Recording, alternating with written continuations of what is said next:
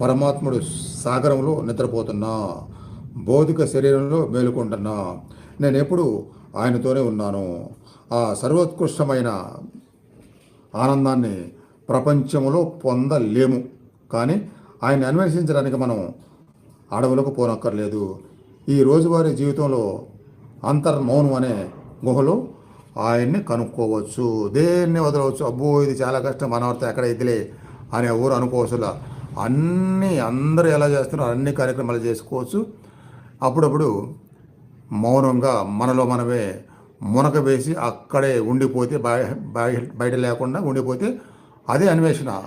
అలానే ఆ రోజు రోజుకి ఆ అన్వేషణలో ఒక కొత్త విషయాన్ని, ఒక కొత్త పాయింట్ని, ఒక కొత్త అనుభూతిని, ఒక కొత్త దర్శనాన్ని, ఇంకా దగ్గర అవుతున్నామనే తృప్తిని, ఆనందాన్ని తప్పకుండా పొందుతారనమాట.